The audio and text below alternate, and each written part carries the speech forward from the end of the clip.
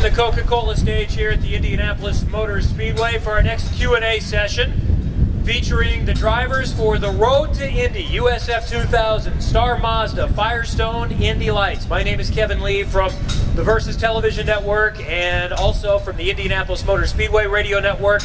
We have representatives from the 3 different steps to the ladder system to try to get to the Indianapolis 500 and the IZOD IndyCar Series. From USF 2000, this is the first step in these Indy-style looking cars. Petri Suvanto is with us. He is the points leader, 18 years old. He's a race winner already this season with Kate Motorsports, with Wayne Taylor Racing. Petri, thank you for coming up and visiting with us today. Thank you, it's my pleasure. A little bit of an introduction and start with you, Petri. You are in the States for the first time. Tell us about your experience.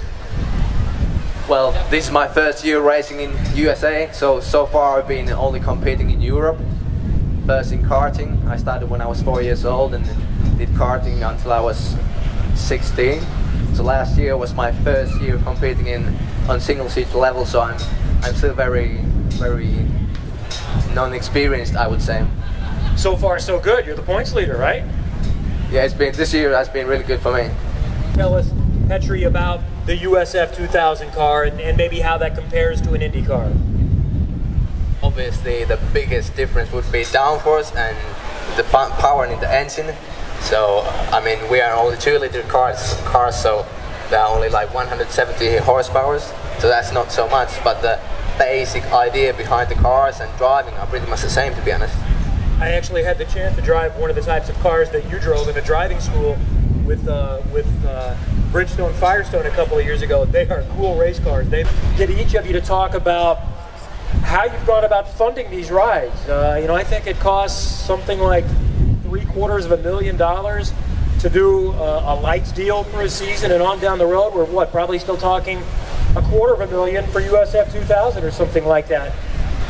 You'd love to just say you just go out and get a job on talent, but the economics of it say a lot of times you have to have somebody financially backing you. Yes, this is something that is a big part of motor racing, and I would say that it's almost, these days, it's almost bigger part than the actual accident on racetracks. So in order to be there, in order to get there where you want, you have to work hard on the financial side, and I mean, I cannot explain the importance of that.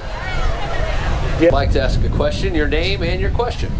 My name is Ross Dillman, and I'm very curious for each one of you how you met up with the teams that you're with. How did that evolve? Especially Petri, I was curious how you met up with the team and got involved with the team. Well, I started by first deciding that I would do USF 2000, and when I did the decision, I went, obviously just simply went to the USF 2000 website and started to email people from the teams, and then from the impression that I got, I started to, you know, get more involved with Kate Motorsport, and we came to deal with to do a test, and so far here we are now in Indianapolis. If you have any backers you want to mention, feel free to do it. Give them a plug here. Well, I would like to, especially I would like to thank my team, Kate Motorsport with Wayne Taylor Racing. I mean, without them I wouldn't be here now, and the partnership has been really good and the relationship with them has grown and we have become a good team.